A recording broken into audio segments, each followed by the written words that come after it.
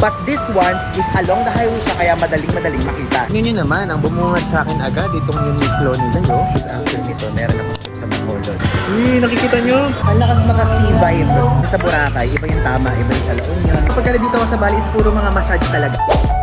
Hello guys! I'm back again with another video. And guys, sa video na to ay tayo po ay pupunta sa Kuta area. So yung Kuta area, kilala siya sa Kuta Beach. Kilala siya dun sa beach walk na parang shopping mall nila dito. At kilala din siya sa mga ibang famous na mga restaurants and cafeteria. So ngayon, pupunta tayo doon. Kasi guys, kung naaalala nyo, sa previous Bali travel series natin ay nagpunta tayo sa Ubud. Na kung saan dun matatagpuan lahat ng mga private villas with private pool na magaganda at mura. At nagpunta din tayo sa Seminyak na kung saan matatagpuan ng mga murang hotel, murang restaurants, murang mga bars, murang massage places, at madami pang iba. At ngayon, nandito po tayo sa ating hotel na kung saan ito po ay matatagpuan sa Jimbaran. Ayun, Jimbaran. Ito yung location niya. Ayan. Yan yung mga pagkakaiba at pagkakalayo ng mga bawat lugar dito sa Bali. At ngayon, pupunta tayo ng Kuta. So guys, gusto ko lang i-share sa inyo, nag-compare ako ng prices kasi gusto ko naka-car ako pagka pupunta dun sa Kuta muna. Kasi merong option dito na parang angkas sa atin sa Pilipinas. So, tinignan ko, kapag ka Grab yung ginamit ko, ang halaga niya is 83,000 plus. Tapos kapag ka naman yung Gojek, which is yung application nila dito, ang ginamit ko is parang 55,000 rupiah lang. Diba guys? Napakamura. Napakalaki ng kamurahan kumpara dun sa isa. Kaya guys, ngayon, tara, samahan nyo ko as we explore the Kuta area. At alam nyo ba guys, it's already 3 p.m. And yes, papasunset na po, which is yun naman talaga yung purpose doon sa Kuta. Kasi maganda guys dun sa Kuta Beach yung sunset. So let's go, samahan nyo na ako. Guys, so ngayon papunta tayo sa Beach Walk Shopping Center. Tumakay tayo ngayon dito sa Gojek and ayun yung itsura ng roads dito. Ayan. Hindi siya gano'ng matraffic. Normal yan guys. Mga stoplight lang kasi. Ganyan yung mga dito sa Bali, yung mga bricks na ganyan. Karamihan sa mga bahay at mga kung ano-ano. Puro ganyan yung style.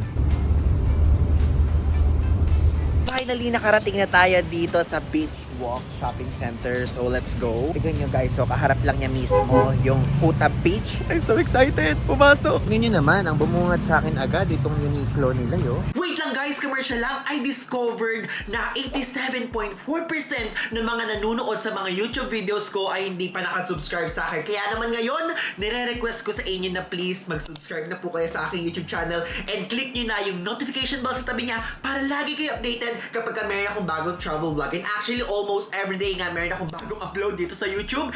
And kung gusto nyo makaalam ng travel updates about me, mga spontaneous trips, mga IG stories at iba pa, i-follow nyo na ako sa aking Instagram account dahil lagi ako dyan nagpo-post kapag kami travel ako. And meron din akong post lagi dito sa aking TikTok account. Dito, updated din lahat ng mga posts ko. Kaya yun lang guys, back to the video. And guys, so pumasok tayo dito sa Zara. Ako'y may gustong i-check dito. Tignan natin. Because after nito, meron akong trip sa Bacolod. So, ang gagawin ko, titingin ako dito kasi may required na party outfit. Kaya ganun yung ating gagawin dito. Yung Zara man. Ayan guys. Tignan nyo ang price dito. 799,000. Kaya lang wala ata akong mabibili dito. Gusto ko kasi black tas pang party.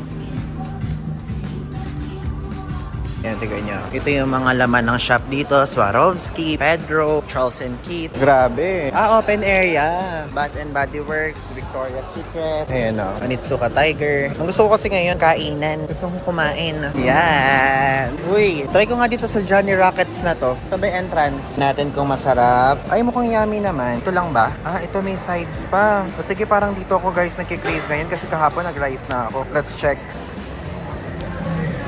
Tignan natin ang kanilang mga ino-offer. O, yun lang din pala yung nasa harapan. But, syempre, magpa-fries tayo. Mamimili tayo dito. Lakas maka American food nitong kakainin natin today. Guys, yung order ko. So, ayan yung Oreo na drink. Tapos, ito yung burger at ito yung fries. O, diba? And guys, kumain na tayo. Tikpan na muna natin to shake na drink na Oreo.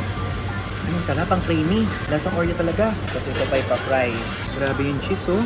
Uy, nakikita nyo? Sarap. Yung fries nila guys, hindi malutong, malambot siya. But, yung lambot niya hindi dahil soggy. Malambot talaga. Kung order kayo ng burger, may kasama ng ganito.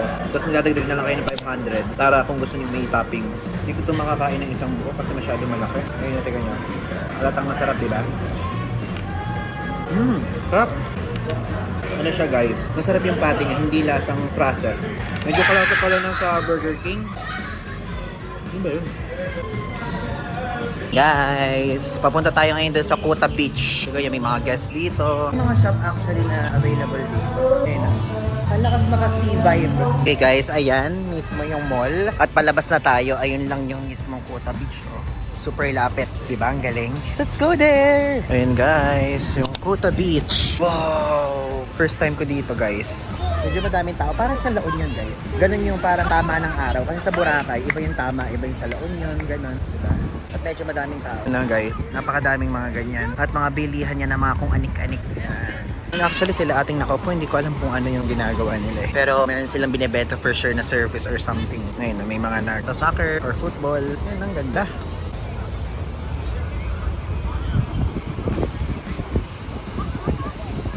Balik na tayo doon muna sa Beach Walk Shopping Center. Nakita ko lang sa inyo yung Kuta Beach. Kasi guys, alam niyo yung mga kaibigan ko, nag-aaya ulit dito. So, babalik ulit kami dito next month. Pero this time, di ako solo traveler. Kasama ko na sila. Yan, bumalik na tayo sa Beach Walk. Mall yan guys, parang ano sa atin yan, parang mga Greenbelt, MOA, ganon. Beach Walk lang talaga pangalan. So, punta tayo sa Arabica. Okay, so tiga niya si Pikachu. Isip ko kung totoong tao siya or machine, ganon. Tayo ngayon sa Arabica guys. Nagtanong ako kung saan siya papunta. I mean, kung saan located. Let's go. Grabe, ayan agad. Arabica. Ah, ito. Daming tao. Oh. Dami. Guys, I have decided na hindi na rin ako magko-coffee shop muna kasi meron silang mga local coffee shops dito. So yun na muna itatry ko para kakaiba naman yung ma-experience ko. At ngayon guys, gusto ko magpa-massage. Gusto ko talaga kapag dito ako sa Bali is puro mga massage talaga. Pure relaxation, ganon. So doon talaga ako nakafocus ngayon guys. Pasensya na. Ilang mga places na yung puro vlog ako. Kaya ngayon nagpo-focus na muna ako sa self ko. Self muna. Guys, so nakapag-book ako ng Gojek. Pumunta ako ngayon sa Discovery Mall. Ibang mall yon. And gusto ko magpa-reflexology para minamasahe yung paa. Grabe talaga. Ewan ko ba ngayon ng trip ko mga massage lang na mga relax.